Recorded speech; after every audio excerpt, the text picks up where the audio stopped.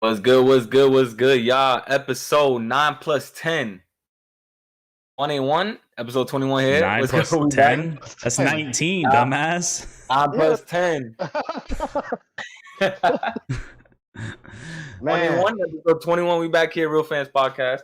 What's good, y'all? You know, I'm rocking out Clemente jersey. I'm surprised you said 21. You know, Clemente is 21, so I'm surprised you didn't say we were rocking that Clemente That's episode. why. That's actually why I'm wearing it, but you didn't let me get to the point. That's why you're wearing it. No, thank you for that's a that. mistake, bro. That's another reason why I'm wearing it. It was big two. But, One but, over here, why, you know what I'm saying? but why is it a kid's large, though? That's why I'm confused. Yeah, you know, I had to wash it, threw it in the dryer a little too long, you know, kind of strong. That's what it was. It's all good. So, what's up? What's up? What we got to talk about today, fellas? A lot of sports talk going on. Talking about lots of things going on. We're talking about NFL. Boxing happened over the weekend. UFC happening this week. NBA playoffs about to happen right now, and MLB. But let's get to the topic. Top of the agenda. NFL news happened over the weekend. Probably the biggest trade. I guess we'll swing it over to Julian. Was Julio Jones getting traded to the Titans? Obviously, I think we saw it was like undisputed, right? It was with Shannon Sharp, yeah. Skip, or he went on the phone. Shannon Sharp just called him up. He's like, "Hey, what's up, nephew?" And then he's like, "Hey, what's up with Atlanta?" He's like, "I'm out of there." And then that caused a whole stir because Shannon Sharp went on air live with him on the phone. Didn't tell him, which I'm pretty sure he broke some like federal laws, but whatever. He broke some contract. Some tap wiring laws, but whatever. Forget that. And that was kind of the big rumor going into the draft, right? It was like, what's going to happen with Julio Jones? I remember talking with Julian. I was like, yo, I think they had the 4th pick in the draft, and I was like, I want to see what Atlanta does, because if Atlanta's going to go, which they picked Kyle Pitts, I'm like, okay, then I guess they're sticking with Julio Jones. They're trying to go with offense. They're giving Matt Ryan all the weapons, whatever. But now I come to find out, maybe he's on the outs. Maybe they don't want to pay him, too expensive, old, injured a lot, whatever. He gets traded to the Titans. So I want to get reaction from Julian, who is a resident Jags fan, as Jags Titans. He told us the other week. That's exactly. So before we even get to this point, you could already see the worried look on his face. Yeah, okay. Yeah, this guy's sweating. I'm so worried. He's rubbing his hands. I'm so worried. He looks disoriented. We keep mentioning Julio. Every time you say his name, he flinches a little bit. Yeah, okay. He shakes. Yeah. Yeah. So what's going on, Julian? How do you feel about Julio Jones being acquired by the Titans? Honestly, I'm not too worried about it. I think it's going to come down to let's see what happens, because he's kind of had a down past 2 years, granted, because he's been hurt and injured and he's getting older now. And if he can stay healthy, at the end of the day, he is a Julio Jones. He's been the best receiver for the past 10 years. He's going to first ballot Hall of Famer. Dude's a legend. He's always been quiet and reserved to himself. And I think the big thing too with this trade, I think this trade says more about how the team feels about Calvin Ridley than does Julio Jones. I think they really feel good about Calvin Ridley, that he's going to be a true number one, kind of replace Julio. I think they feel good about Kyle Pitts. Probably, I don't think they're going to use Kyle Pitts after seeing this trade. I don't think they're going to use him as tight end. I think they're going to flip him outside and inside, and then maybe some tight end routes from the line. But we'll see. But I'm not too worried about it, because this past offseason, the Jags, they've stacked up their secondary. We went hard on. We brought in, our secondary is completely revamped. At the end of the day, I think the big thing when it comes to the Titans, you got to worry about that man in the backfield. That's the guy you got to worry about. You can't afford to double team Julio. You can't afford to double team AJ Brown. You really can't throw 8 men in the box either, because if you can stop Derrick Henry with 7 guys, that's your number one job. Because at the end of the day, we all know what they're doing. They're running him. So if you stop Derrick Henry with 7 guys, then it opens up for you to have a guy on AJ Brown and a guy on Julio, and then have your safeties kind of watch the zone. And like I said, we'll see. Like I said, he's had a couple. He has had 2 down years. He has had 2 down years. best case scenario. Sounds good on paper, but can you execute that? Can you stop all three forces going on? Especially the way they utilized Derrick Henry last season, breakout year. You got Julio vet coming in who can run routes up the middle, down the sidelines, anywhere, magical hands, guys that super on his hands, like, deep ball threat. Then you got Derrick Henry, ground and pound, tired teams out. Good look for them. Here's the big X factor, though, is Gabe's boy Tannehill. That's the big X factor. Because I think if you stop Derrick Henry, now you're forcing. At the end of the day, let Tannehill beat me. I'll take Tannehill. Tannehill's going to have to beat me, and he's got Julio and he's got AJ Brown. And mind you, they lost Jonnu Smith to Patriots. He was a part of that whole deal. They lost Corey Davis. They lost two big components right there. I mean, granted, you're replacing Corey Davis with Julio, but you're losing a tight end, which is a big portion, especially if you're going to be running the ball with Derrick Henry. So, and you're kind of missing that passing threat. I mean, we'll see if their backup can step in and really do something. But like I said, you stop Derrick Henry. What you don't want is Derrick Henry to get going, and then Tannehill's beating you on the play action like he did for like almost every week last year, because that's how he's getting people running the ball, and then he'll throw play action. He'll do play action and throw it deep to AJ Brown or Corey Davis. So you stop Derrick Henry, you force him to throw. I don't necessarily trust Ryan Tannehill to carve me up. Like I don't. Like I that doesn't scare me. Tannehill's done nothing but be a play action guy, and if you see those games when they stop Derrick Henry, they lose. If you keep Derrick Henry under 100 yards, they're losing that game. And their defense fucking sucks. So now you're forcing Tannehill and Julio and AJ Brown, all those guys, to put up 30 every game because they did nothing to address their defense. So here's the thing with the Titans that I see going forward. I think they're going to be really, really dangerous because obviously we think of Titans, we think of them as a run-first team, right? Fucking Derrick Henry's bigger than everybody on the goddamn field. He's fucking every week you see a highlight of him. The dude's unreal. Smashing somebody's face mask and throwing somebody off to the sideline. Like every week that happens. That's just a regular thing that happens. You do that to Josh Norman, right? So you're talking about the play action, right? The thing is, their game plan is stop Derrick Henry, which he's a beast already. Like he's fast and he's bigger than everybody in the field. So if you can't stop Henry, that's fine. But you have to load up the box, right? That means you have to put extra guy, whoever you would have on a quarterback, you have to put on Derrick Henry to watch him for the run. But now that you have hopefully you get Julio Jones, who, yes, I understand he's older and he has been injury prone, but bro, I mean, it wasn't like AJ had a fantastic year with him by himself without Julio Jones. So when I see Julio Jones, that's added pressure. It's like, where are you going to stack up? Are you going to stack out the line against Derrick Henry? Are you going to double team AJ Brown? Or are you going to double team Julio Jones? Like the teams are going to have to make decisions on how they're going to have to play the Tennessee Titans. And you're talking about, Ryan Tannehill being an X factor. I mean, I see him at least bringing the same amount. I don't know if he's going to have a spectacular year, but I still think he's an above average quarterback that can, he does pretty well. I mean, I haven't seen him. I can't think of highlights of him, seeing him scrambling, but he does pretty well on the move. His rollouts, I know he did fantastically when he was in Miami. That's what he was kind of known for, his rolling out to the right side and tossing it off.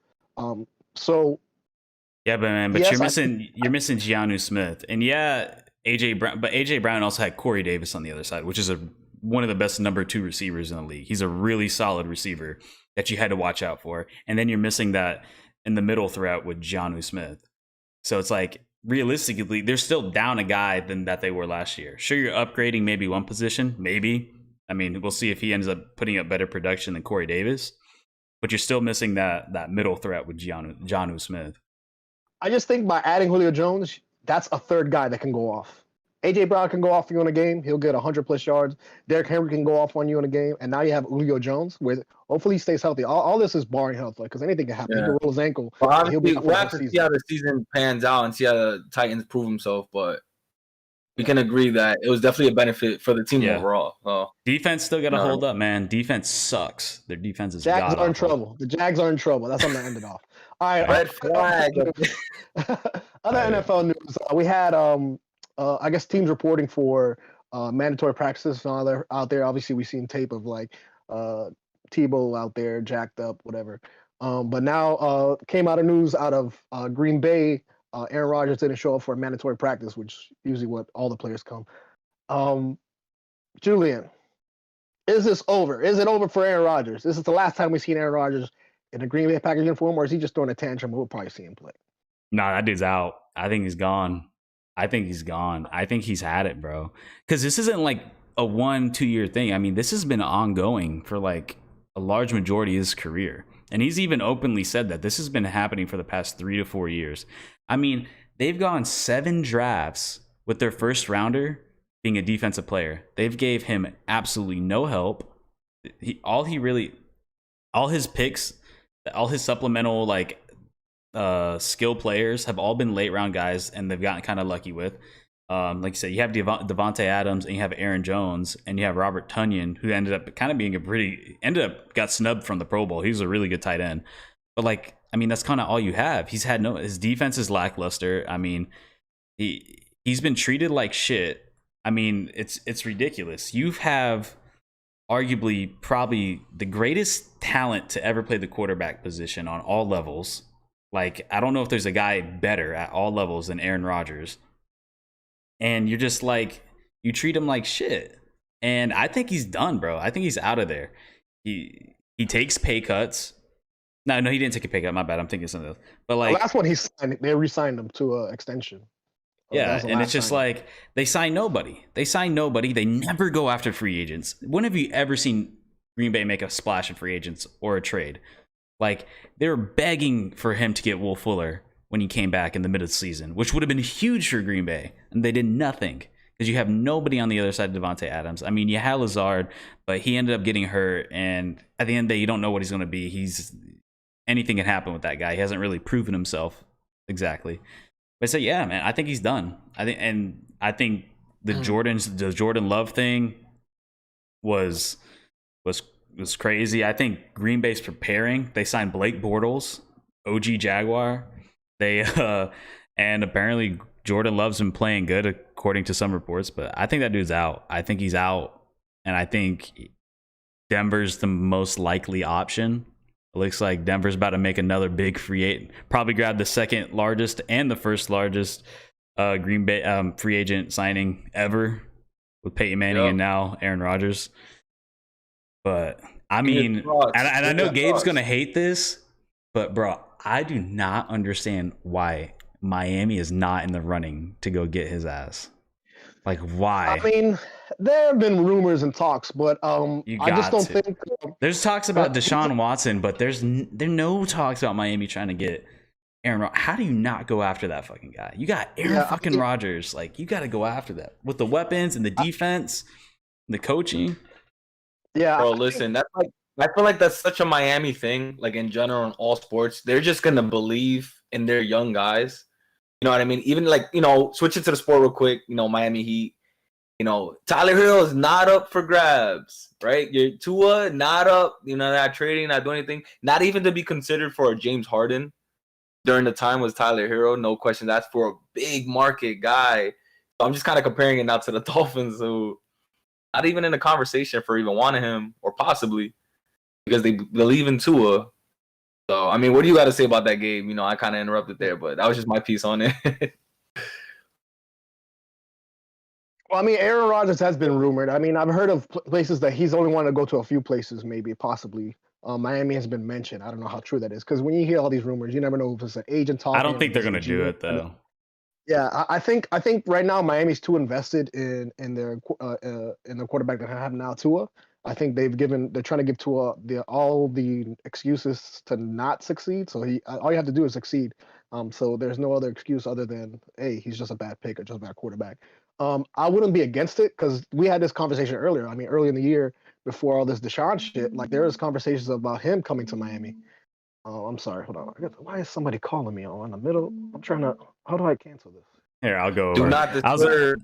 I was gonna say too, like, I don't understand, like, yeah, I just don't get it. Like, you should be in the running for it, but I think Denver's the most likely. They're the only team I can think of that doesn't that hasn't been 100% on their quarterback. I mean, they got Teddy Bridgewater. You have Drew Lock. You don't really have anything. You have a really solid core there with your offensive line, and you got young weapons with Jerry Jeudy and Lindsey, and then you have a pretty solid defense. It's not bad, but I think you put Aaron Rodgers on that team, they're immediately contending for a division championship immediately. And you're talking about a super tough. I mean, at the end of the day, Denver needs Aaron Rodgers because you have Herbert in there, which that guy's a lightning in the bottle. He's going to be insane once he like really develops and has a solid coaching system. You already have Kansas City there, and then Raiders are always like a 500 team, so you always gotta kind of watch out for them. But like you're in a division where you gotta put up fucking points. You're going to have to, especially with the Chargers and Kansas City in there, and you got the space for it. You know, Denver makes the most sense, and I'm not surprised. That's probably why they didn't pick up a guy, because they're probably in the draft because they're probably thinking that maybe they can get it, but. And it's tough, and man. it sucks to be probably a Green Bay fan, because I mean, if you think about their franchise, like how do you get Brett Favre, you know what I mean? And then the guy right after that is Aaron Rodgers, and how many championships do you have to speak for that? Like you got two great quarterbacks back to back. Like the only other people I can think about is like the 49ers when they had Joe Montana and Steve Young. Like there's not a lot of times when you can hand off the reins to a quarterback and then be like two generational quarterbacks. And well, I think that was the idea what they're trying to do with Jordan Love. They're trying to, like how Aaron Rodgers sat for like 4 years and then he came in and he was a superstar, and they're thinking Jordan Love could be that same thing, but you did nothing to help him. They're putting Jordan Love in a pressurized situation where he's going to have to come out and be good automatic. If you can't even reach the par, you can't even reach the baseline of Aaron Rodgers, like then it's a wash, which I think it is a wash because I mean, I haven't seen him play an NFL game yet. Expectations are going to be way too high, you know. Like, and I think they're putting him in a situation that he can't win. You know, something like Miami with Tua. You know, he's a young guy. We have quarterbacks coming in and out of here. And you had a veteran, maybe an old guy who's been on a lot of teams with Fitzpatrick.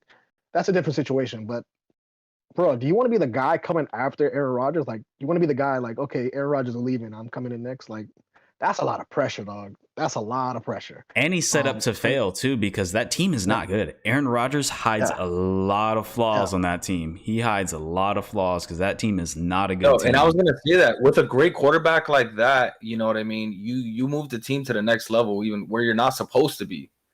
He made that playoff team look like contenders, and we know you break it down, you dissect that team. They're not.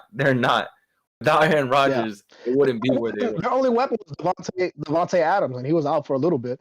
Aaron Jones. That was really the only weapon, and I'm not even sure. You know, we'll see how Jordan Love does with Devontae Adams, which I think he's a great player. He's a flyer, but he's like the only guy. Like you said, you know, they had tons of injuries. They had some pretty good players, but really the only guy performing or producing, or only guy that made Aaron Rodgers look good was fucking Adams. So I mean, we'll see, man. I think that franchise, they failed their quarterback, a generational. They should have won more with him.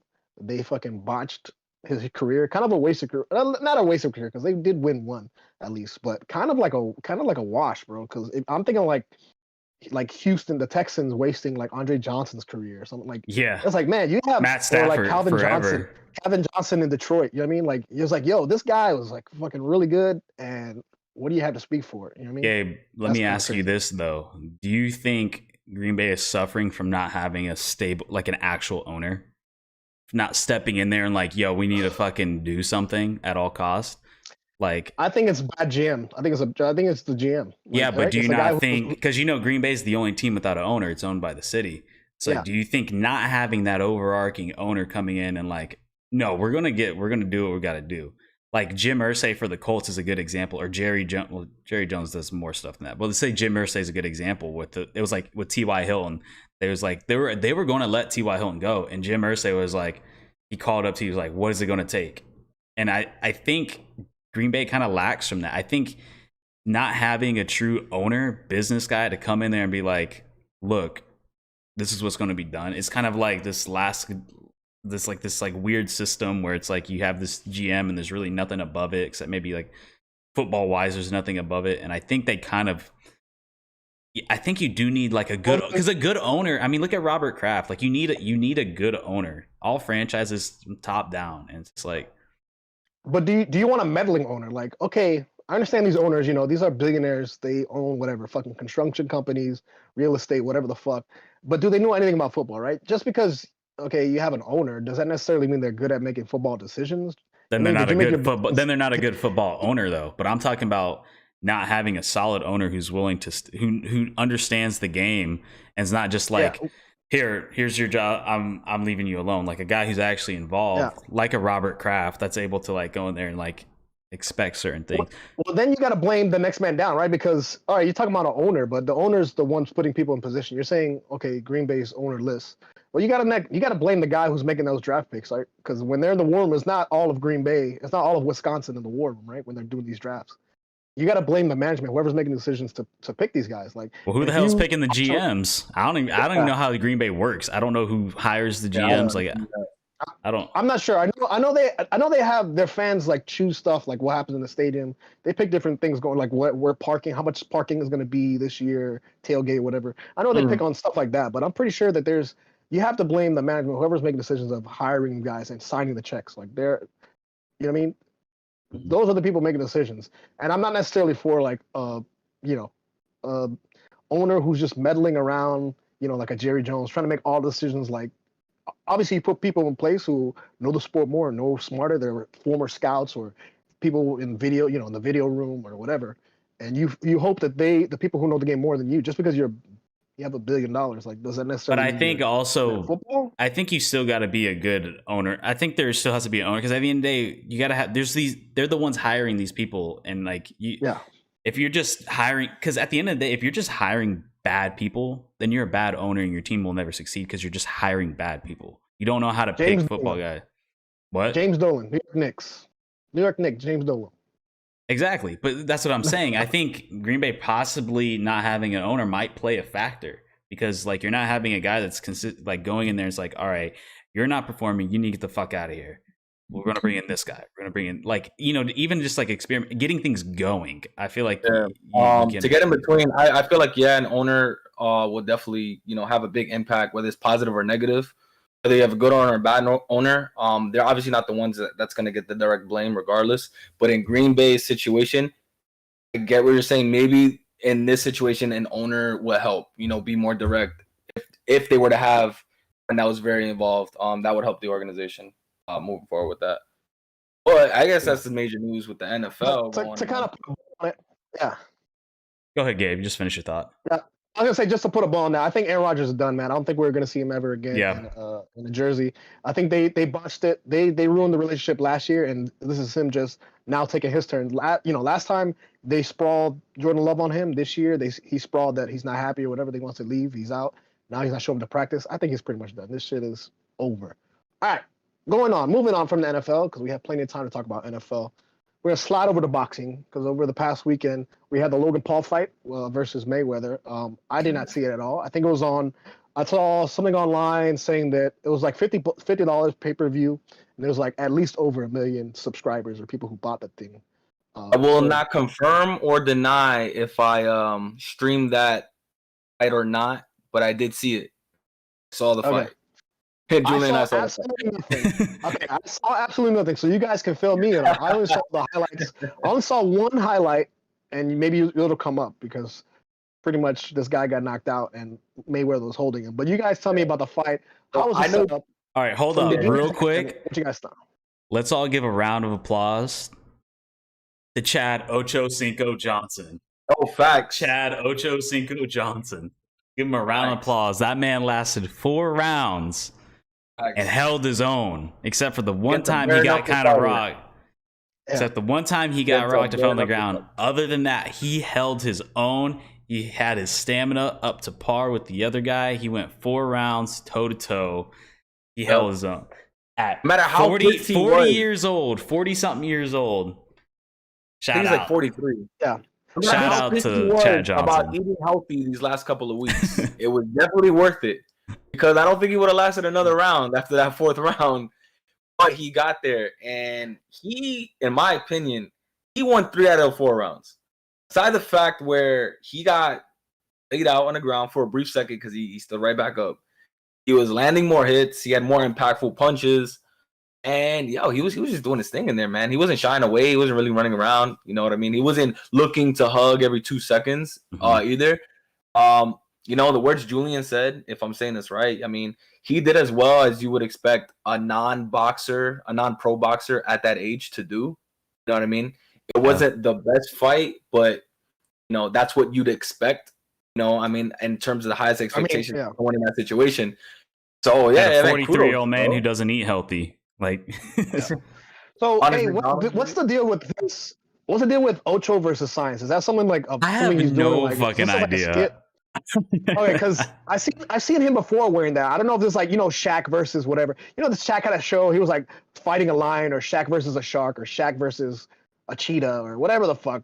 He was doing these weird things where he was fighting animals or something. I don't know. He was I have no idea. Competing against animals.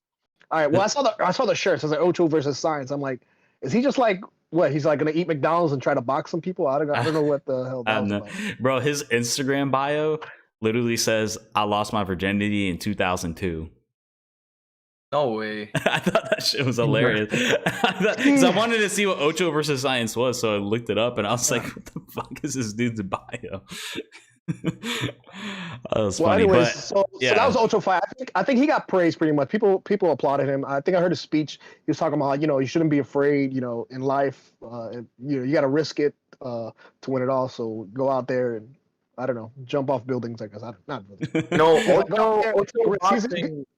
Pretty much, Ocho kind of reminds me of how J. Cole, entered a professional basketball league over there. Like that's insane. Like maybe it was your dream when you were a kid, something you thought that, you would never do. And listen, they both made it in their professional careers and they tried a sport professionally, and look how it turned out, man. Anything's possible, bro.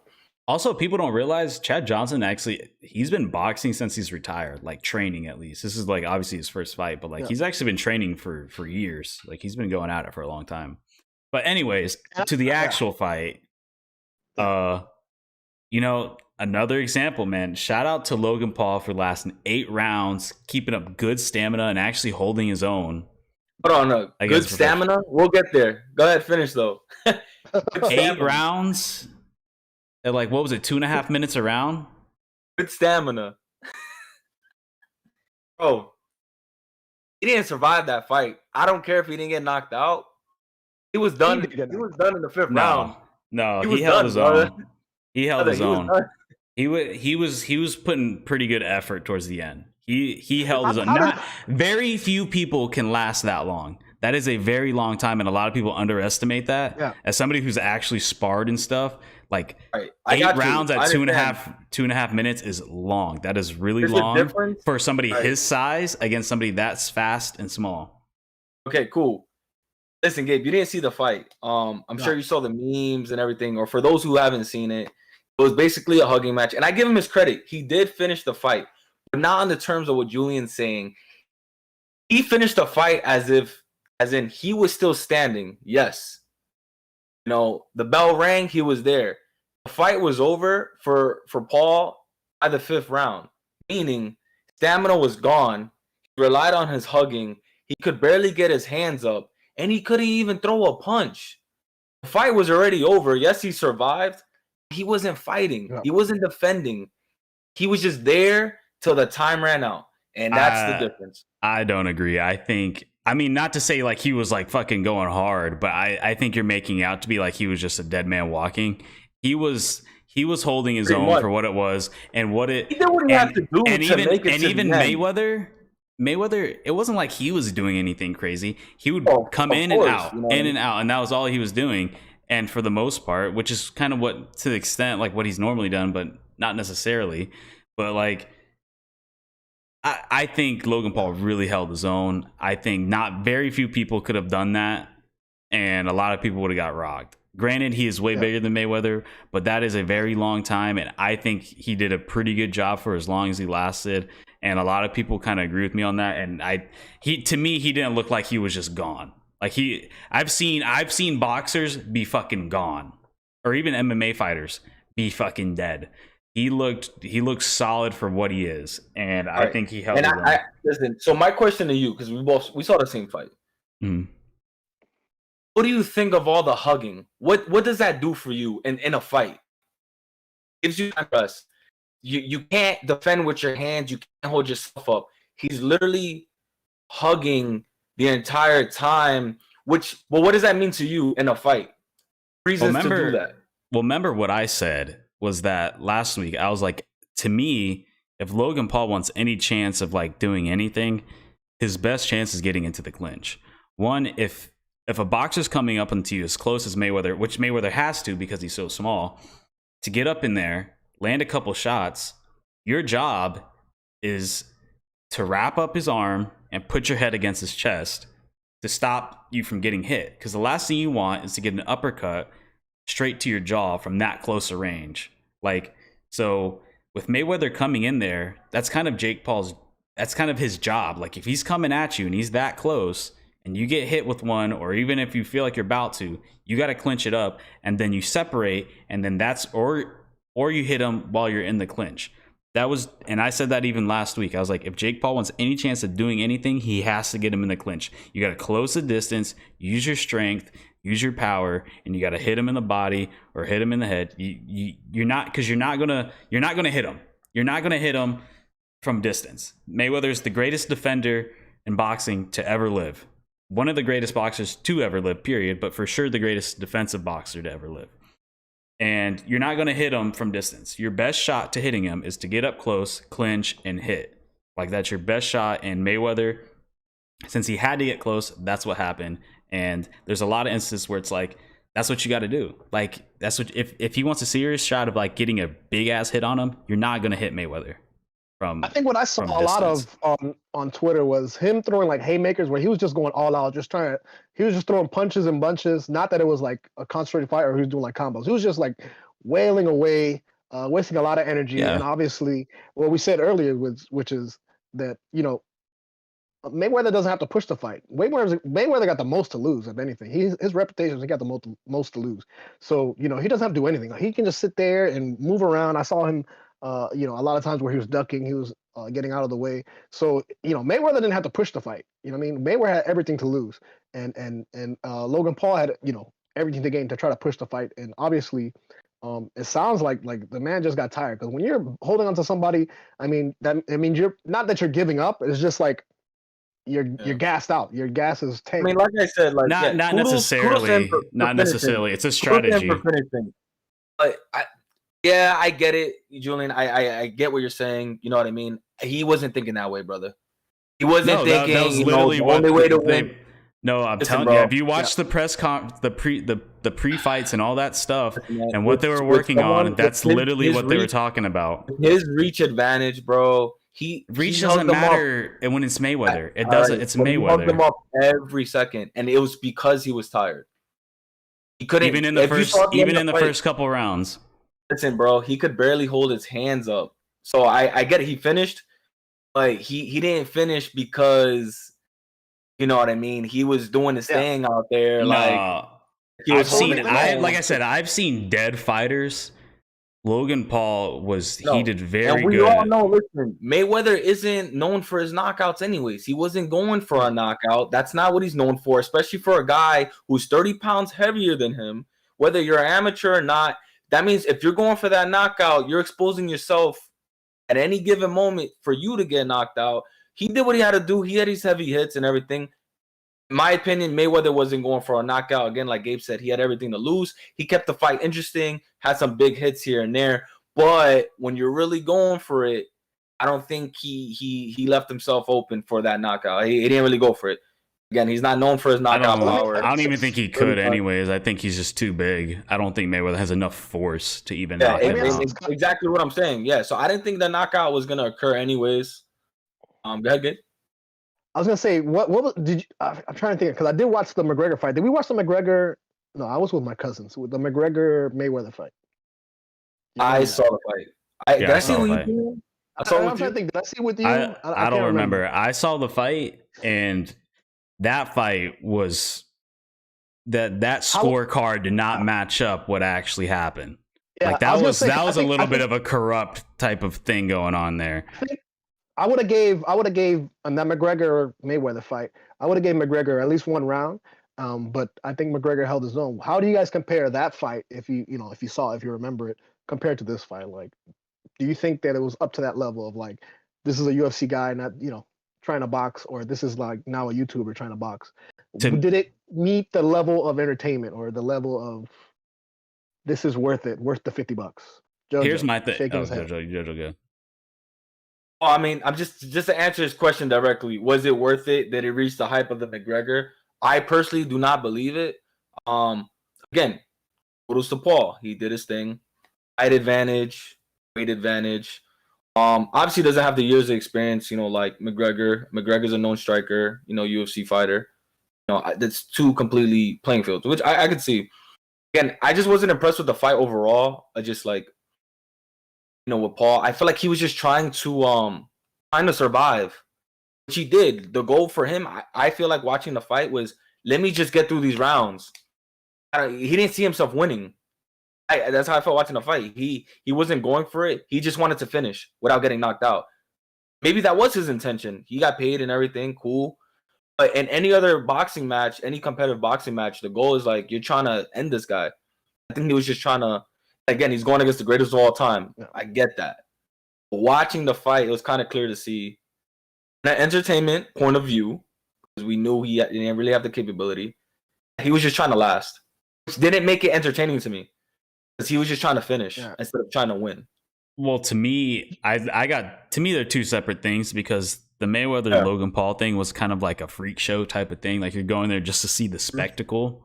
Yeah. And like I said, I think for what, like, I've seen dead fighters, and for what Logan Paul did, and to me, they've openly said like that was kind of the strategy they're going for. If you even talk to professional like analysts and stuff, they even say if he wants any chance, that's what you got to do, because you're just not going to hit Mayweather with distance. I don't care what your reach is, like you're not going to hit him standing up next to each other. But anyways, going to the Mayweather thing, and McGregor one. I was expecting, to me, that was cool just as a fight fan, because you're seeing two worlds collide, and you really want to see like, man, how good are these MMA guys? Because I that's one thing I really wanted to see too. Like, I understand Mayweather is a great, not Mayweather. McGregor is the M's are messing me up. McGregor's a great striker in the UFC, but obviously there's way more things to worry about. It's a different style of striking.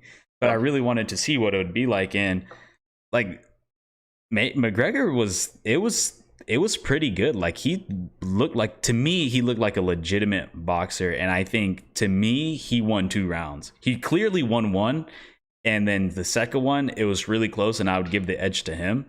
And like I said, you can tell there's a little bit of corruption going on, because that was a recognized fight. Like that was going to go on Mayweather's record, and that judges, I think, no matter what, unless McGregor knocked him out and it was clear and definitive, Mayweather was winning that fight. Because you look at that judge's scorecard, it did not line up to what people saw or what other people's scorecard was. Like, how did this compare, this past week, and compare to that? Did you meet your expectations? Were you entertained? Did you spend money well spent?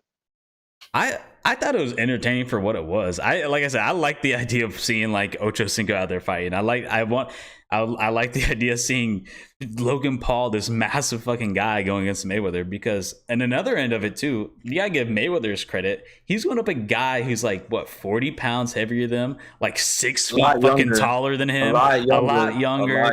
And he went in there too. Like, he wasn't like he was playing distant the whole time. I mean, he was going in and out. Mayweather was fighting. I liked it. I enjoyed it. He was pushing the fight. Which, it wasn't his best. It wasn't like what he used to be. He was like the way I'm going to explain it sounds weird, but it's like he was going in and out, which is like, obviously that's what you should do. But it was like he was in for like a split second, and then he would bounce out a lot. Like, and I noticed how he was kind of running a lot, but then when there would be moments where he would go in. It wasn't like traditional Mayweather boxing like you watch in those other fights, which, I mean, like I said, you're playing a guy, you're fighting it 1 year older, you're slower, but you're also fighting a guy who's like 2 of you. And it's like, But like, shout out to him to go in there at 44, 45 years old against a guy who's half your age and double your height and double your weight. To like that's a lot. That's a lot. I'll leave it at that, man. Yeah, I'll leave it at that. Obviously, we didn't set high expectations. It was entertaining for what it was. You know what I mean? What do you expect with a YouTuber fighting greatest of all time?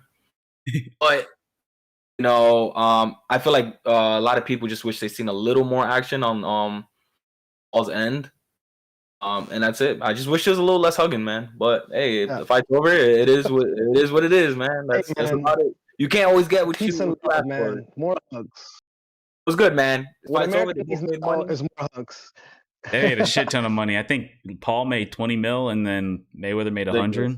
Yeah, like I said, it was $50, and they said over $1 million, so at least $1 million plus. So that's $50 million right there. We're ready for the next circus fight coming up. So yeah, so I was gonna say, as we segue into the UFC, because I think we're talking about Logan Paul, Mayweather, he's the champion, he's the top guy, he doesn't have to push the fight. Which when you see fights for belts or whatever, fights for number one, like you hope to see like the number two guy like push it. Like the guy, whoever's at the bottom has the most to lose. So like, the guy coming up has to push the fight. So with that said, UFC is coming up this week.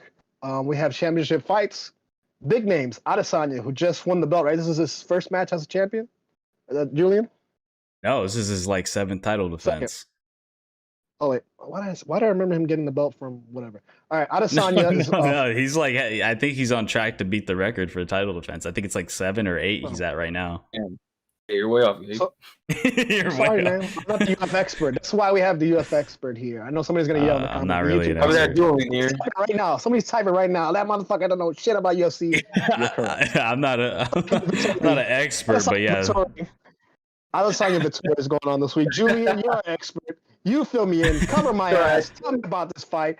Who should I bet money on? What's the under/over? I'm gonna shut up now. Got 5 on it. I do not know what the under/over is, but I should check that out. I'm assuming Adesanya is the favorite. So this is actually a rematch.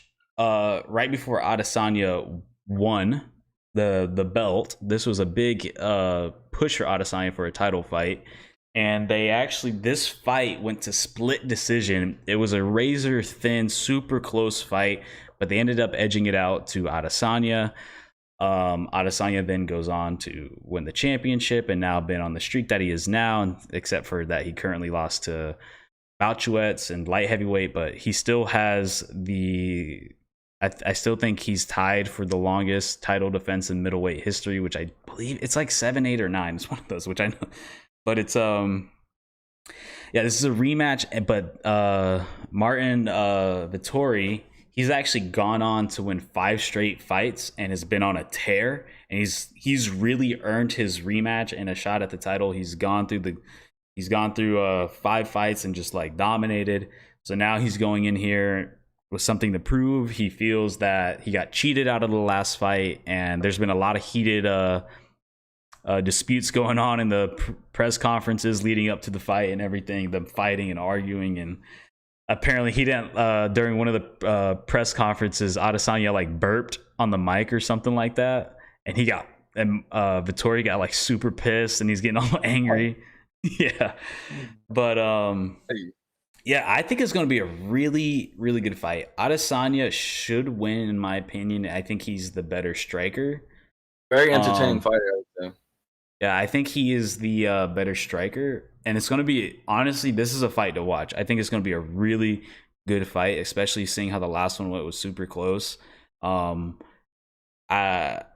is probably going to be one of his biggest challenges yet that he's faced, especially seeing what happened last time. And now that when you're on a streak like that, man, you're on a win streak, and then now you're going after a guy who your last loss was to him. You want revenge. That's hard to go against. That's really hard to go against. I'm gonna ask Jojo, how do you feel about this? Because a lot of times in UFC, especially when they have their rematches, it's kind of like, to be the man, you have to beat the man, right? Whoever you're the champion, they're wearing the belt, and usually they have one fight, and if you lose, you give up your belt, whatever. I mean, how do you feel about this is just an idea I'm throwing out there. While you were speaking, I'm just thinking about it. I was like, yo, what if instead of like, because they always do these fights anyways, whatever, Adesanya 2 or whatever, fucking Jorge Masvidal 3 or whatever the fuck. They do these series of fights anyways. So what if we went from like, instead of like, if I beat you today, then I have the belt, we did like a series, like best of 3. You know what I mean? Like, oh, I beat you last time, I'm gonna put the belt up and I have to beat you one more time, and then I'm the official champion. I'll never fight you ever again in my life. How would you feel about that, JoJo? Like a series, like kind of like a playoff series for the belt. I wouldn't really like that, to be honest. That is not a good idea. I get what you're saying there. Sounds pretty dumb. Yeah, I get what you're saying there. It would take a year to figure out who the damn champ is. It would literally take a year. But you know what's cool about these fights, right? It's like it's the journey there, right? So they might have fought a long time ago before either one was a champion. One ended up being the champion. The other one has to find his own way, his own journey, his own path to get there to that point. You know what I mean? For that rematch, right? You got to earn that rematch too, man. Just because, you fight somebody, because you go through a ton of opponents before you're a champion. That's like saying giving a series to anyone. Like, oh, because I beat you, we all deserve a rematch. No. I beat you. I'm moving on. You got to fight the rest of the people before you get your way back up to me. So I disagree with that. You lose to somebody, man. Be lucky to get a rematch. You know what I mean? Of course, the UFC, we all love rematches and the series, that's what makes the money. But then again, you got to work your way to get there, right? Why should I give you a rematch? I already beat you. Like, why? The only people that should kind of, and it's situational, like who's kind of guaranteed a rematch is the person who lost the belt. If it was a close fight, or even if it was an entertaining fight, then you're pretty much guaranteed a rematch. But if you got knocked out like fucking Woodley did, no, you're not getting a rematch. Like you got your shit rocked by Kamaru Usman, you're not getting a rematch. Like you didn't hold your own at all. That guy was clearly better than you. But if you're able to hold your own and like do something good, like it, man, if we could have a Khabib Connor fucking 2, that'd be amazing. That's one for the books. And here's the thing, man. When you're talking about 2 top guys, that's a whole different conversation. You want to see that battle because, hey, maybe you were the better fighter tonight. I'll be the better fighter a few months from now. Maybe you had an off night or whatever the case was, right? Yeah. Like Julian said, you're fighting for that belt. You already worked your way up there. You know what I mean? To be in that spot. And I feel like you deserve, a rematch before anybody else. So in that circumstance, I could see that. Yeah. And that's usually what they do anyways. Yeah, unless, like I said, unless it was like a Woodley, like you just got your shit rocked and like you look bad out there, then you're not getting it. You have to work your way up. When I started actually thinking about the idea, I'm like, the series only works in like team sports, like basketball, baseball, and individual sports, like like tennis or whatever. It doesn't make sense because it's like, we're in this tournament, like we're all fighting for the same thing. Like, it's not also, not even that. It only works in non-physical sports. Like you can't even do that in football. Like there's too much drain on the body. Fight camps, things like that. It's like there's no way, especially say if it was a brawling match, like they just both got their ass kicked by each other. That's like a 6-month recovery alone right there just to get ready. Well, you're going to recover. You're going to spend probably 3 to 4 months recovering. And then you got another 2 to 3 months in fight camp to go at it again. Fight the same guy. Yeah.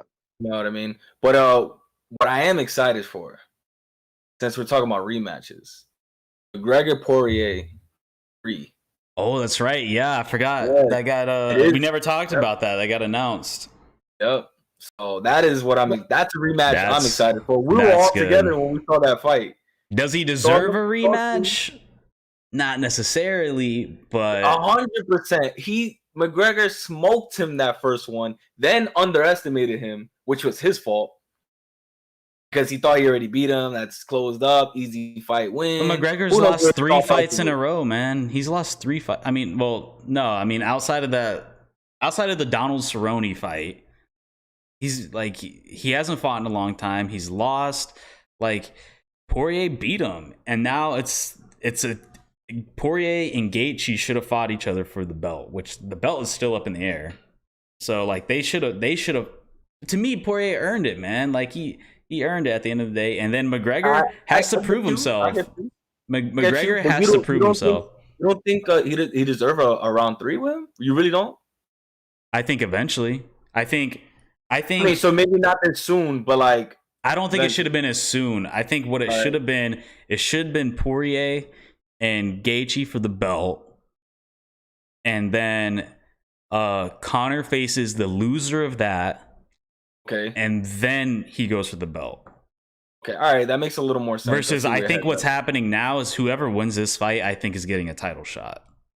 And you don't think it's fair that Poirier worked his way up, and then now he has to fight McGregor again just to prove it? And McGregor didn't really earn it. Like at the end, it wasn't like McGregor was on a streak, or I mean, he beat Cerrone, but like, let's be real, Cerrone was a fucking dead man walking. Like that guy, he got his shit rocked bad, and he's been losing for like 4 years in a row now. So. Well, that's to me, McGregor did, man. There's a lot going on. So. Wait, real quick though. Speaking of McGregor, Nate Diaz is coming back. He's coming back. Yep, really? He's the third fight on the card, and it's a 5-round fight. A 5-round fight for somebody who hasn't fought in a long ass time.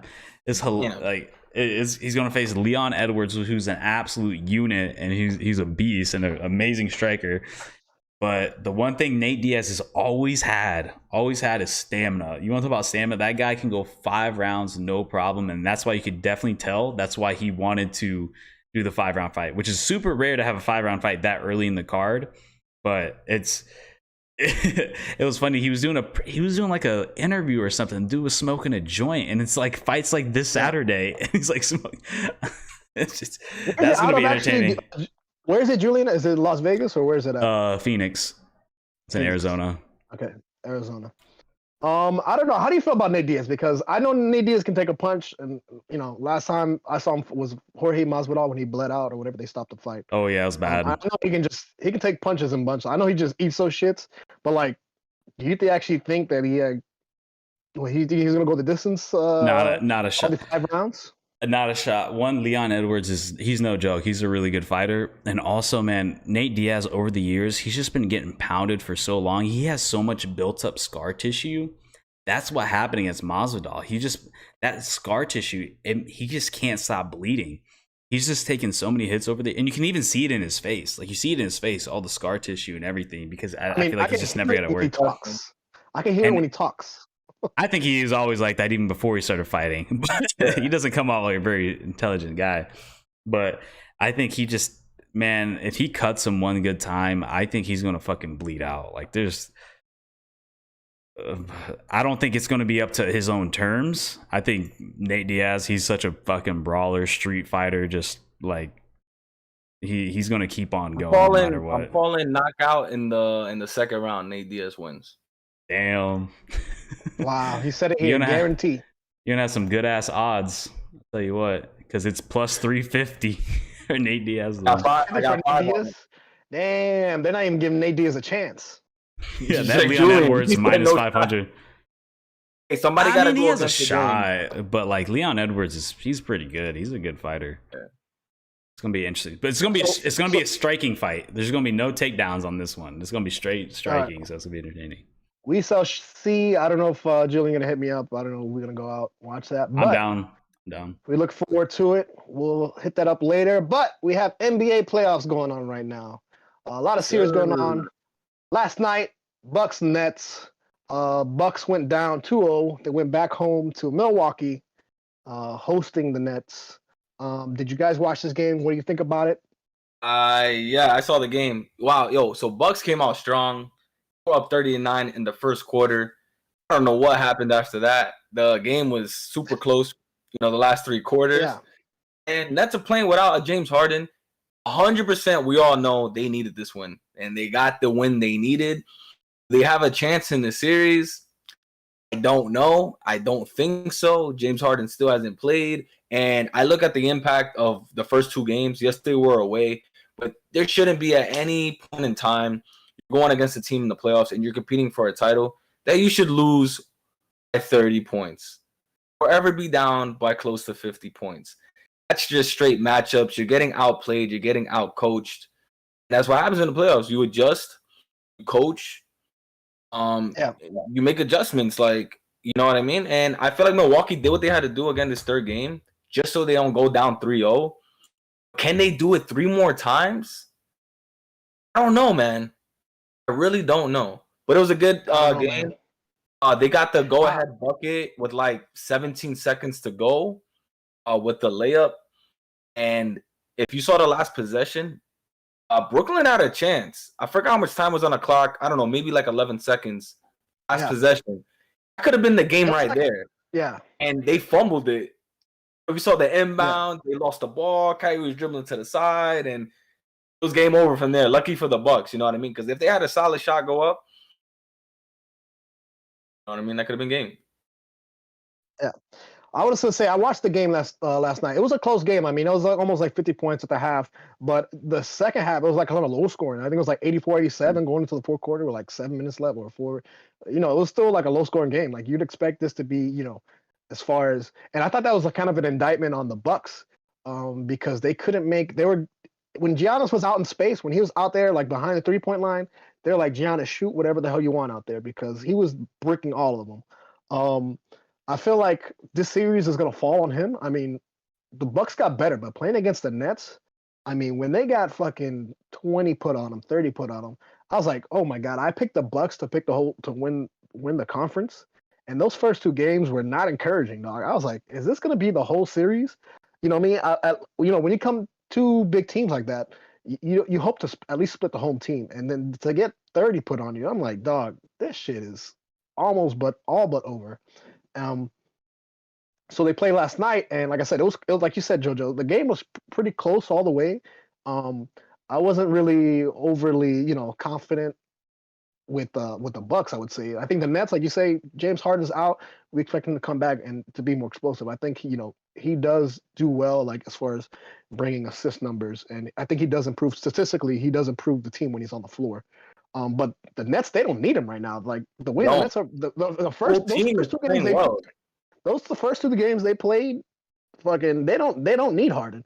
And they keep playing like that. And I feel like last night, like you said, the Nets still had a chance to win at the end of that game. Like if they make a couple few dummy turnovers and they make a couple shots, like this series will be 3-0. You know what I mean? Like the Nets will be fucking they'll be bringing out the brooms. You know what I mean? Tomorrow night. I like I said, I expect the Bucks to win. But I found myself last night rooting for the Nets because I since they swept my Miami Heat, I don't want them to win. I hate Bucks fans.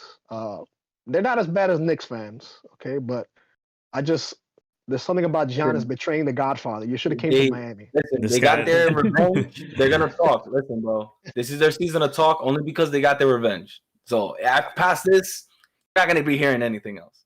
Gabe you're gonna have to just live with that. You're just gonna have to live with that. But what I will say, the Bucks in the first 2 games look like the Bucks versus the Heat in that series. That's how bad it was. I was like, damn. Yeah. I was like, all right. I'm like, all right, these are 2 powerhouse teams playing together, or is it the Bucks Heat series again? That's how it felt. Those first 2 games, bro, I turned it off. I started watching a movie, bro. When it was the third quarter, it was like 6 minutes left. They had like 20, it was like 25 plus. I'm like, bro, I'm gonna turn this shit off. Like, this is not fun. Like, this Brian Blake Griffin, he's out here 4 for 4 from the 3. He's dunking the ball. He's doing backflips. I'm like, what? The bench is out here scoring. You know, these no-name guys getting burned, which everyone knows their name on the Brooklyn Nets now. They're all performing. So, bro, I don't know if anybody saw that. Like, it was like a meme. I think SportsCenter or something put it up, and it was like Kevin Durant's like in the paint, and then he sees Blake Griffin coming. No, Giannis is in the paint, and he sees Blake Griffin coming. And then all of a sudden, it goes into his eyes, and he flashbacks, and you start seeing like all these like crazy dunks that like fucking Blake Griffin's done over the years for the Clippers, and then it zooms back into real time, and then Blake Griffin just dunks it on that shit. That was great. We forget what prime Blake Griffin looked like. You know what I mean? Like, it's still in his roots. He could still. It was a perform. show, man. I remember watching him in college, just going off. Bro, it was great. I think people expected him to do that in Detroit, but he was kind of disappointing in Detroit. Everybody, he was kind of set up to be his team and him to run it, but now he's with the Nets. I mean, now he can just show off. The pressure's not really on him to be the main scorer. It's really on not at all. And KD. He can go in have a grand time. You can have 10 turnovers. Listen, it's not on him. If they don't win, it's not on him. He's getting zero backlash. He's gonna get zero. I mean, that's who's the the main culprit? Who's the main culprit if something happens? The coach? KD? Listen, KD, Kyrie, James Harden. Those three are not safe. You will hear KD slander saying that he can't lead a team. You hear Kyrie blaming the Celtics because it's like, oh, this team can't win. So look, he got a powerhouse team. And then you'll hear James Harden slander as well, one of the top scorers, like recent MVPs in the league. And those three, that's it, bro. You think Steve Nash is clear of all? It's his first year. It's his first year coaching. It's his first year. Doesn't matter. It's not like he's scoring points. If he's coming off the bench, I'll blame him. But you know what I mean. I think with everyone else, man, they got a free pass. KD and Kyrie, top two, man. You're gonna get all this. That's the beauty of having a super team, right? The beauty of having a super team is if Blake Griffin is your first best player, he's like, you might compete. You know, you might go to the playoffs, might be a 6-7 seed, whatever. But if Blake Griffin's your fourth best player, it's like, yo, you got a fucking squad, my G. You got a squad. You know what I mean? So, I mean, you know, like I said, I'm kind of rooting for the Nets going forward just because, you know, they did my Heat dirty. So let's talk about the game last night too, because it was a late game. I didn't watch it, but I saw plenty of highlights this morning going off. The Suns Nuggets game, right? Donovan Mitchell has been going off these last games. You mean Utah Clippers? Utah Clippers. Sorry, I'm sorry. Utah Jazz. You got the fans writing in the comments around. Hey, see, they're writing again. I went to bed. After that Bucks next game. We know you don't watch West Coast games. We know. I saw a little bit of the game, but what I can say is Donovan Mitchell right now is straight all in, right? You can hear all the analysts, everybody saying this is way 2.0. He is outplaying Kawhi and PG in every stat, bro. He's just outplaying them. These first two games, Utah Clippers, literally looks like a Dallas Clippers first two games where Luka was just smoking everybody. Now, here's the thing. Utah's the favorite. They're playing very well. With Donovan Mitchell being back, they have not lost a game yet. They only lost the first game against the Grizzlies in the first series, and then he came back to play after that. They haven't lost. It's crazy, right? I see them winning the series, but I feel like I can't doubt the Clippers yet because they did come back from 2-0 from the last series.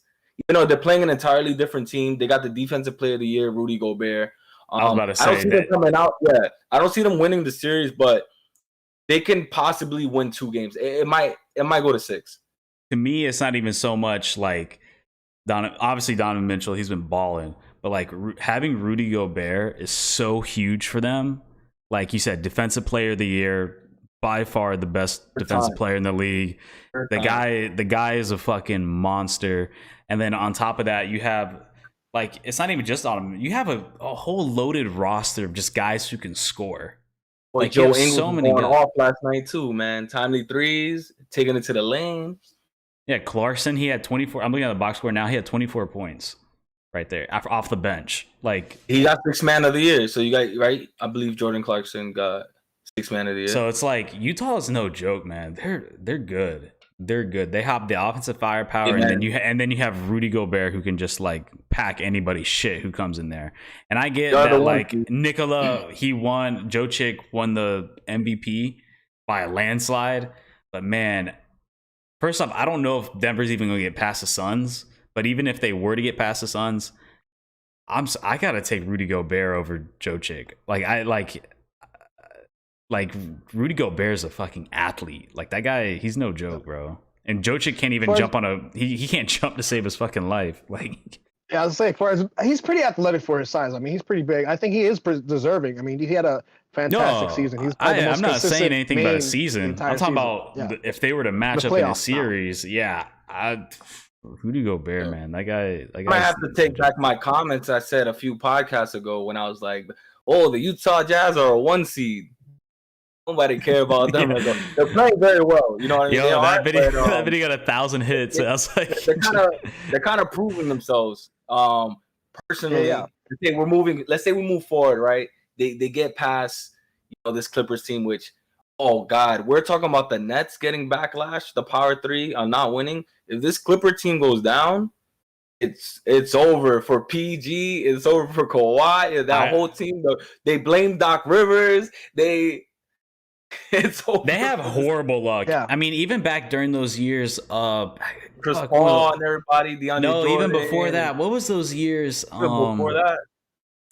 Fuck, I can't remember to save my life. But it was like right when Blake Griffin first got on the team. But anyways, I think it is, as a Miami Heat fan, I think it is in their best interest for the Clippers to get fucking swept. I think it is in their best interest because that means you're about to get South Beach Kawhi. Miami.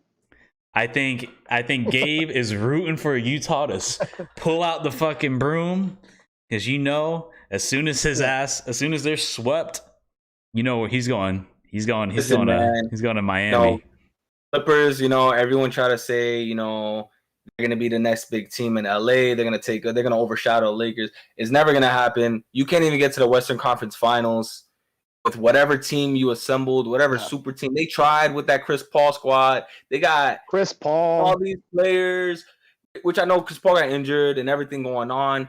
They can't get to, unless they do it this series and they really prove it. They lost last season. They were up 3-1. Yeah. You know what I mean? Like, already down 2-0 now. Bro, and I feel like all Chris Paul does is take teams to the playoffs. Like, he will take a team that's like nothing and take him to the playoffs. Like, he's so underrated. It's ridiculous. Yeah, so I didn't expect the Clippers to go this far, but I still think, is it successful? People are still going to hate on the Clippers because they're like the forever loser team. If they don't win a championship, it's not a success. That's what they assembled their squad for. And if they didn't do it to make the playoffs. That's not why Kawhi left Toronto after winning a championship. Yeah. Team up with Paul George and join PG. Yeah. And get all the, you know what I mean? And get rid of their coach. Blame the coach. So let's see, man. No more excuses. Championship or bust.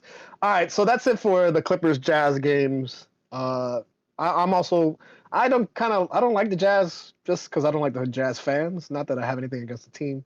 Gabe don't like any fans. He don't like any other fans except for he don't even like his own Miami fans. Here, look, I was rooting for the Grizzlies. What the fuck did Jazz fans ever do to you? I like Ja Morant.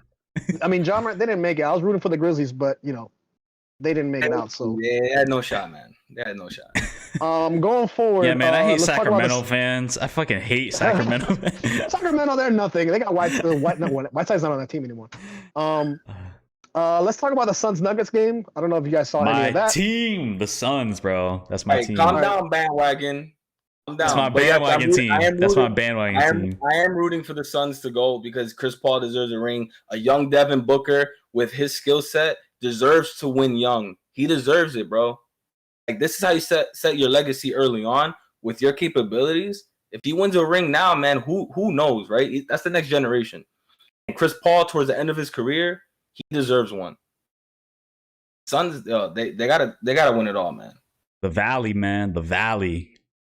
Yo, I had no idea too that those Suns fans have been going hard. I know Gabe doesn't like them, but they Gabe don't like any fans.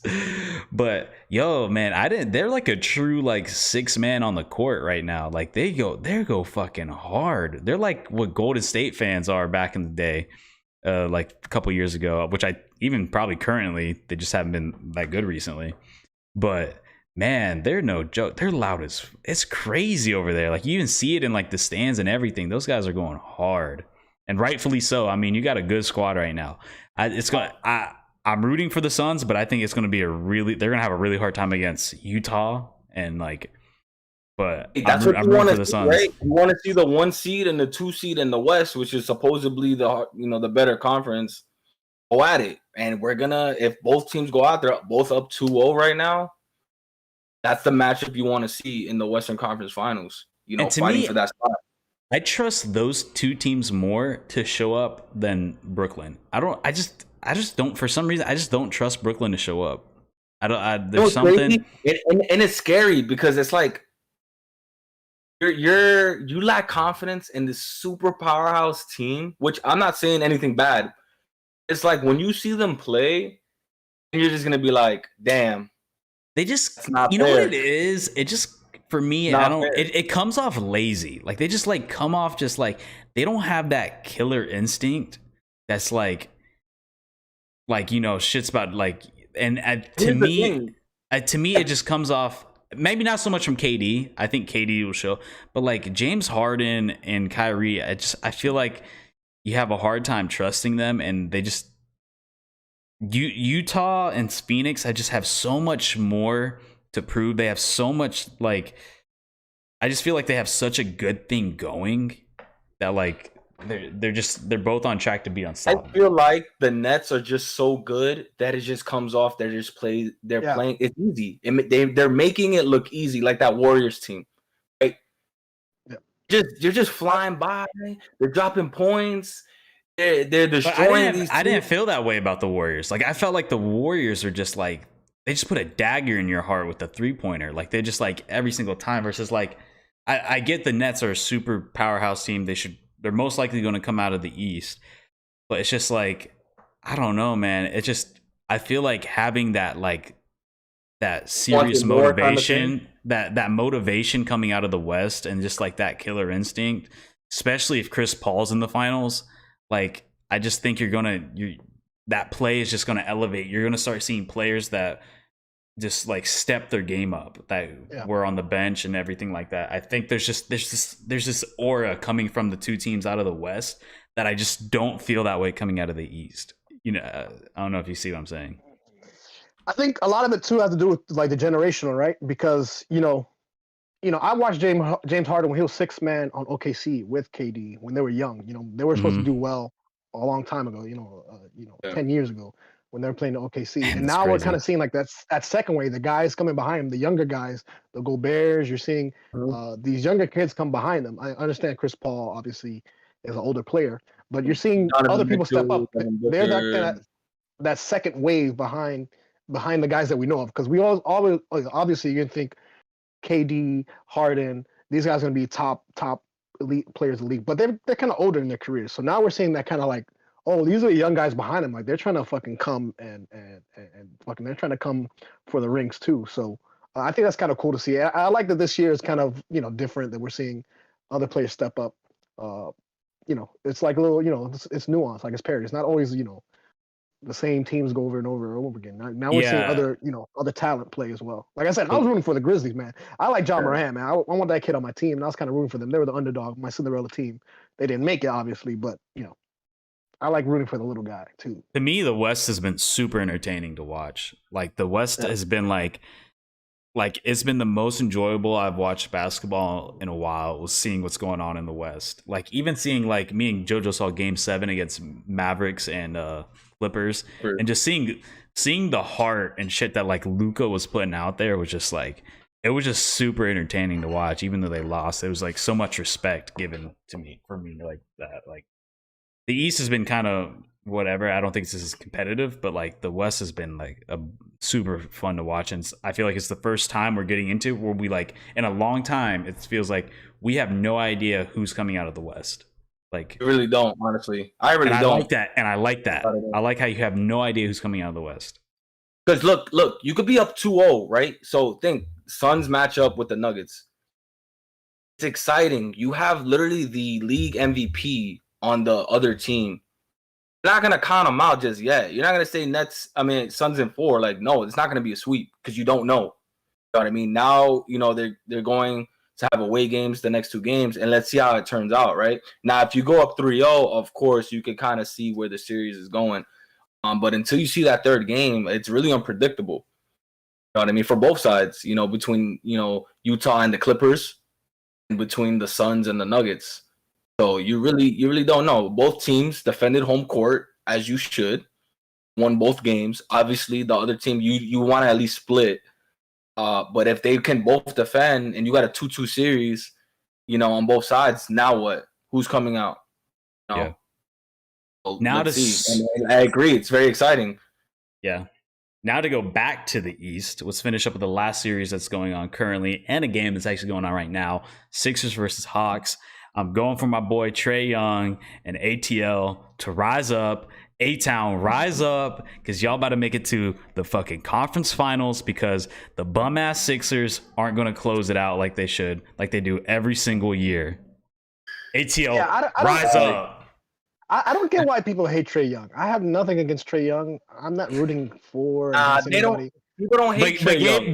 But Gabe hates ATL fans. He hates Hawks fans. Listen, no. Oh, Hawks fans, good for nothing. Hate Trae Young right now. No one else hates Trae Young.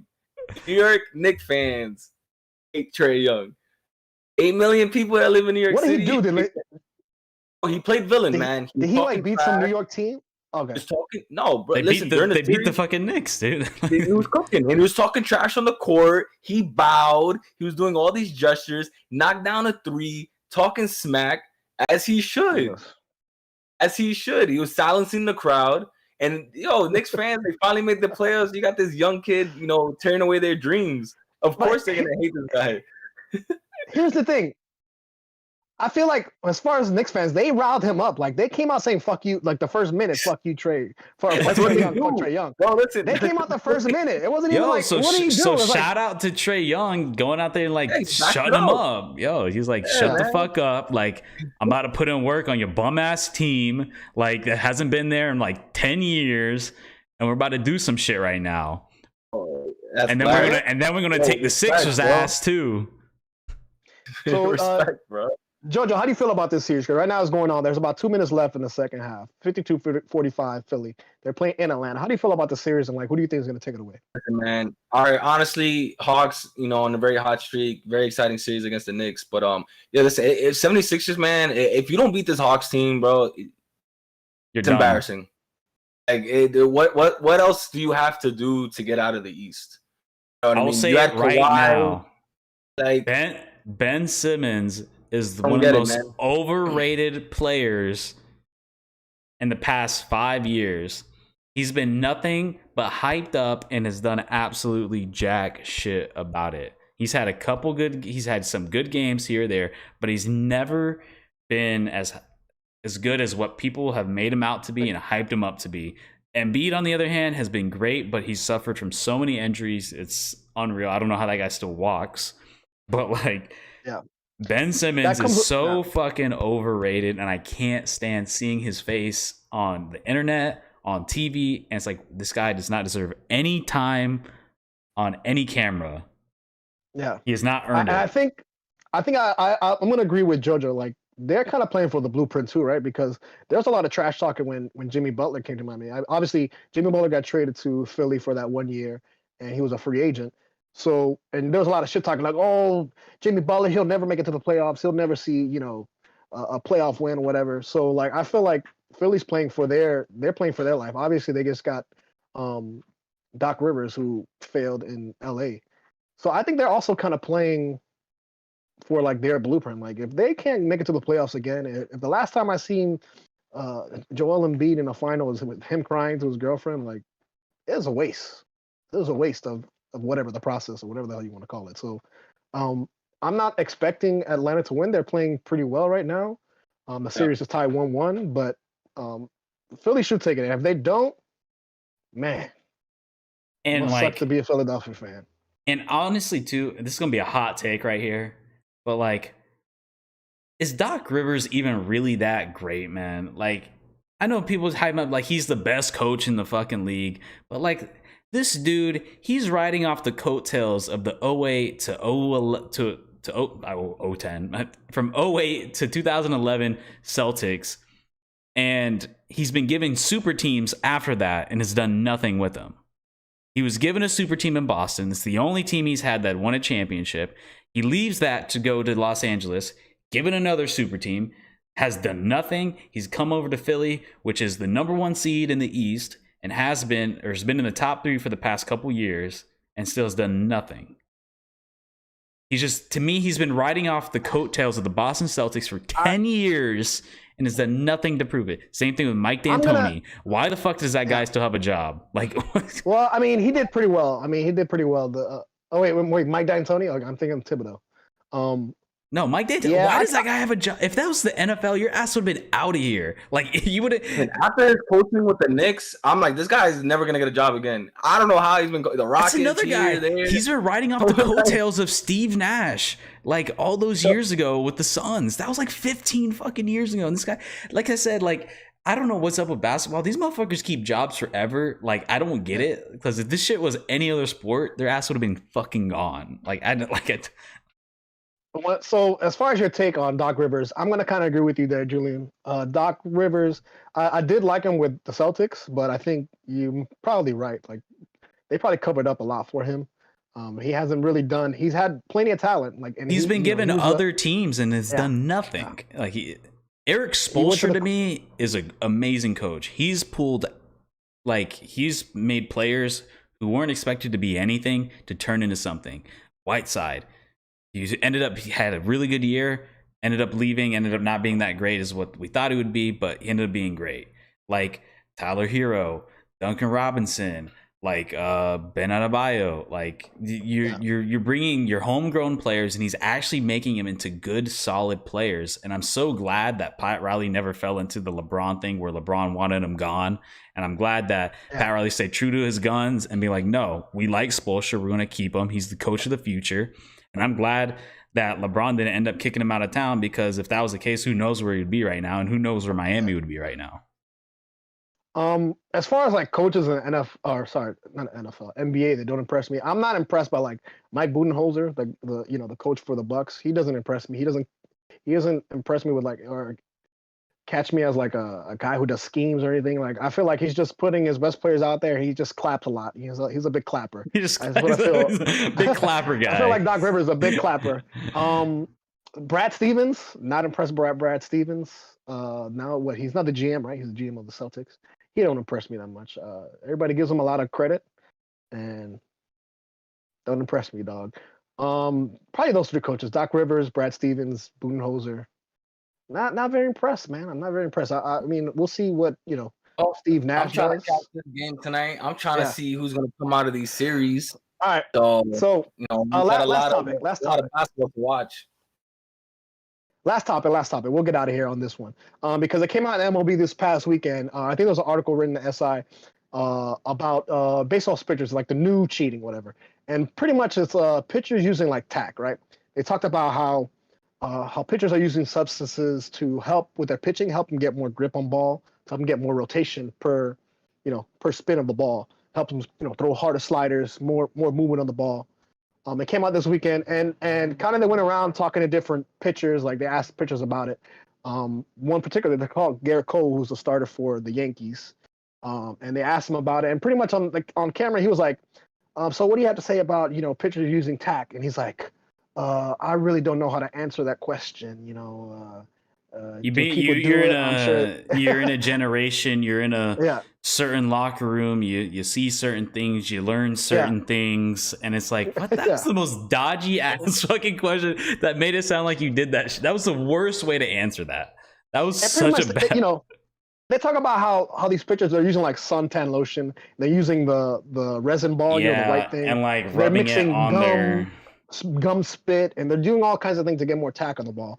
And I want to talk, just in general, the idea of like, in baseball, we've talked about this before, like how, they'll talk about cheating or using steroids as far as cheating. I want to get JoJo's perspective because he's wearing his Pirates, his favorite team. Yeah, big Pirates guy. Big Pirates guy right there. Big Pirates guy. I'll go to JoJo first and I'll go to Julian. JoJo, how do you feel about like, this is something that I've heard about, like people they talked about, but I don't think that the MLB is trying to address it now because I think there's an agreement, a contract. What was it with the NBL, with the Players Association? They're supposed to come up on renew their contract, and this is like one thing that they want to talk about.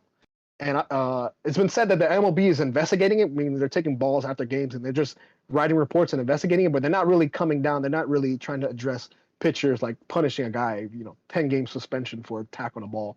So JoJo, I want to talk about like what's your opinion kind of on pitchers using tack or using legal substances. Like I said, they're using suntan lotion, which is they're saying that's supposed to that's supposed to help. That's for my health. They're that's like mixing it. It's not my it's UV like rays. Yeah, they're like mixing it or with like shit. or they're using like resin and shit. Like, what's your opinion on like pitcher using tack to get more contact on the ball? I mean, obviously, you know what I mean.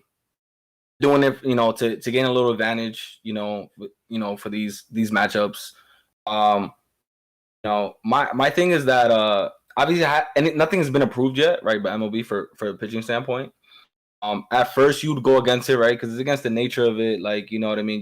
People don't really like seeing change, or anything to give someone an advantage. You see them cheating, like if they're using pine tar or anything like that. But I mean, if you think about it, batters, they get to use pine tar and tape and everything, and for grip, when they're playing and they're hitting. So I feel like, it's a new generation of baseball. Guys are throwing harder. They're throwing, faster. There's a lot more expectation coming out, whereas back in the day, the game's evolving, right? So they might need, a little competitive substance, you want to say, to keep it competitive pitching. You got guys hitting freaking 400-foot home runs every other day. You know what I mean? They're catching up, to these pitches. Guy, like, it's a next level talent, and again, right as of right now. Until they approve something, I don't think anybody should do it, because obviously you're just going against the game. You know what I mean? You're cheating at this point. But I wouldn't be mad if the MLB, makes a small change to that, or gets an approved substance that, to level the playing field that everyone can use. Because, the hitters, they're using tape, they're using pine tar for grip, all the above to give them the advantage when they're swinging. Yeah. Yeah. I would say, like, the one thing with baseball I don't understand is, like, I feel like I don't get why they don't just like adapt. Like, why do we have to keep on staying on like, you can't use this? And I guess one of the arguments back when all this, like, using some sort of substance, because they say everything in baseball, and I was listening to a whole segment of this, and it was a pretty good segment. It was by Jet Passon. He was talking about everything, and he said that, like, everything starts out small. It starts out like a big thing that's not supposed to be like, but then it evolves into this whole other thing. And the idea of how pitchers using all these different chemicals and all these different things like tack and resin and other shit to do it. It was pitched as kind of like an idea. It's like that it's safer. That it's like, okay, we're now in an era where pitchers are throwing faster and harder than ever before. So we need that extra grip to keep better control of the ball. Otherwise, we're probably going to be throwing more balls, probably more likely to hit more players. Like, it's actually going to be safer in the long run because we're having more control of the ball. And to me, I don't necessarily see why that's a problem. Like, I get that now it's like considered cheating, but it's like, why not? I mean, in NFL, they weren't allowed to use gloves. Now they use gloves to catch balls. Those things are like fucking mouse traps. I don't see why MLB can't take that same route. I mean, powerlifting, they use chalk, or they even use tack. I think pitchers use powerlifting tack. And it's like, you see these other sports add these things because it's better for the sport. Why not baseball do this? Why do we have to be so stuck in these traditions for so long? And then another point that I thought was really great, and I want to get your guys' opinion on this real quick, is that he was saying, too, that, like, we're starting to see kind of like a repeat, or what we feel might be a repeat of the steroid era. At first, people were okay with batters taking these certain things. Pitchers and stuff were okay. But then as soon as these hitters started knocking it out of the park like fucking crazy, and pitchers started getting their jobs compromised because of it, because they're throwing homers all the time, all of a sudden you're starting to see this outcry of pitchers complaining and complaining about it, and it helped push this whole effort to looking into steroids and looking into PEDs and other things to help stop it. And they're saying that now they're starting to see another thing, but from the other side. It started off as like, all right, we're just trying to keep the players safer, but now it's getting to a point where it's like pitchers are throwing harder, faster, and better than ever before, and batters are at a disadvantage now. So do you think that's a reoccurring thing just from the other side now? Now it's kind of like first it was pitchers complaining, now it's hitters complaining. Yeah, I think, like you said, it was kind of swung. It was, offensive batters getting the benefit, and now it's swinging the other way where the pitchers getting the benefit. I still think, to me, it does still feel like cheating, right? Because if you're getting more, because now it's getting more scientific, right? They're counting like the rotations on the ball, and if you're getting paid like, oh, if your only way to move up, like if you're in the minor leagues, and they say, hey kid, you're throwing at 100 rotations per minute, dog, the league minimum is 300. I need you to throw 300, and they're starting to do these things where they're adding like to scientifically change the thing on the ball. It's starting to feel like cheating. And the big problem that people complain about baseball is like it's like feast or famine, right? It's like either home runs or strikeouts. It's either home runs or nobody hits, right? Opposite ends of the spectrum. Yeah. Right so now. It's like feast or famine, and I think because it's happening this year. I think the league average is like less than 250. Usually the league average is like 250. That's when whatever you. Players pretty well, but the average baseball player is hitting like 219, 218, something like that. It's like sub even below. You know what I mean? Like the as far as hits to get on base. So to me, it is starting to feel like a disadvantage. I don't know what baseball is going to do about it, but I do feel like it is kind of like cheating. Like if your performance is being counted on, if your strikeouts, if this helps you throw a harder slider, or it just makes you throw a slider that batters are more likely to swing because it has more movements because you have more tact on it. It's starting to feel like a performative, like an advantage, like just kind of like steroids to me. I will say this. I'll say I think though the pine tar is not as serious as steroids. Steroids, yes, because you're actually using a legal substance. You're using a drug that is outlawed.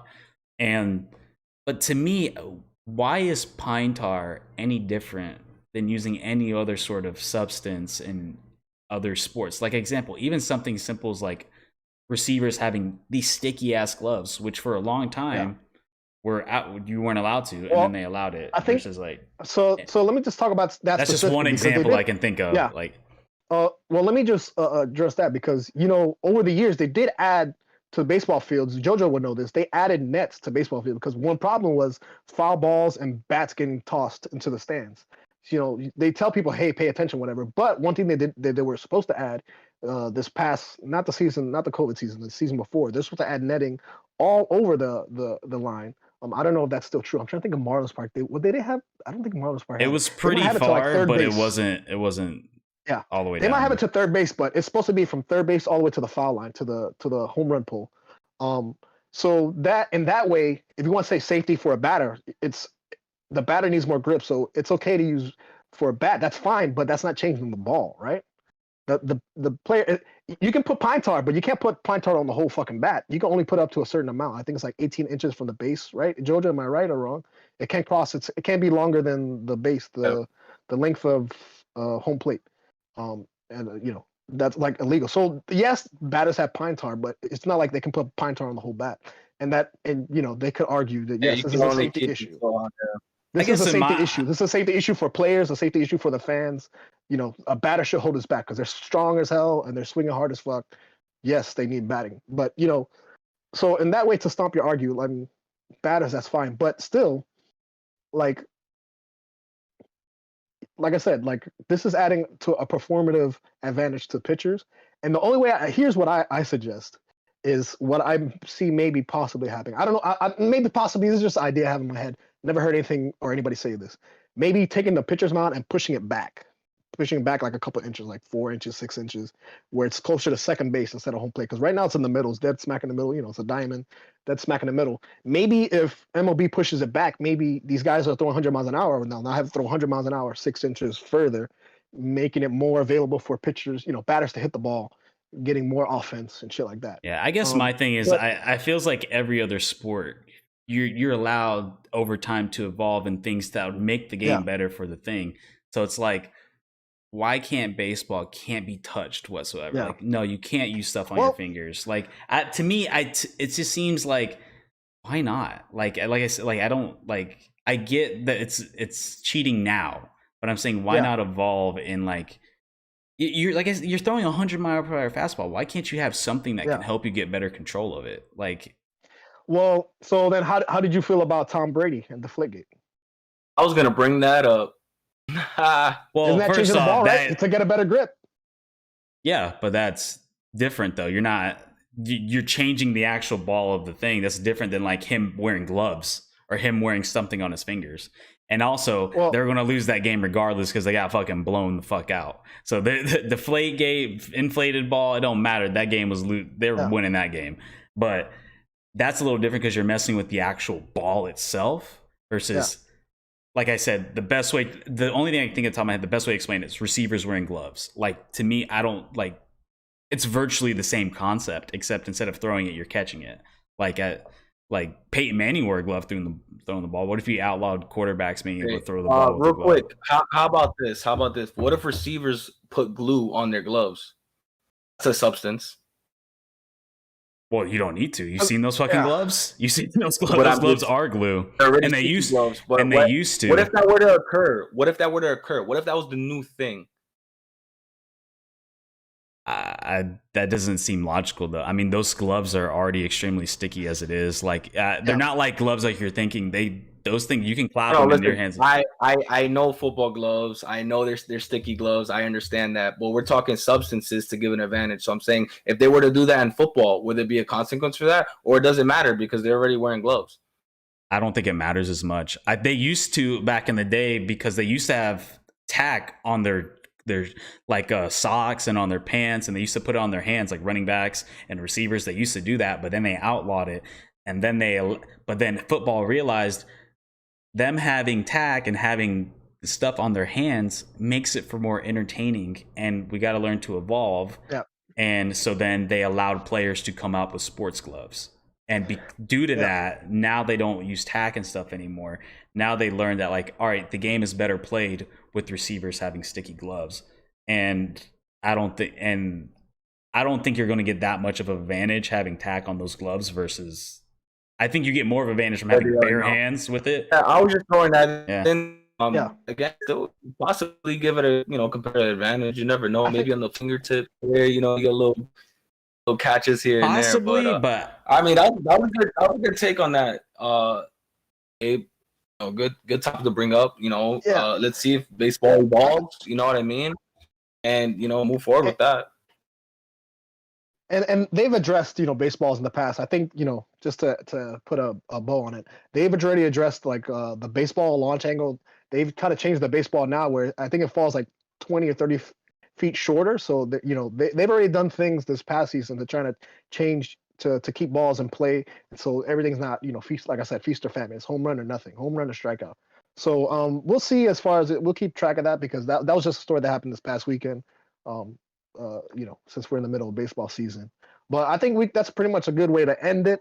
We talk a lot of NFL, UFC this weekend, NBA, MLB still going on. Episode 21. Shout out Roberto Clemente. RIP to the GOAT.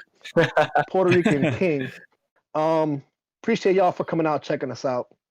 Real Fans Podcast, all the things. Craigslist, Facebook, Instagram, LinkedIn, Tumblr, Zillow, Shopify, Macari, Amazon.com, Amazon Prime. You can check us out there. Twitch. All the things. Real Fan Podcast. Appreciate y'all checking us out. Julian, JoJo, we'll see you next week. Peace.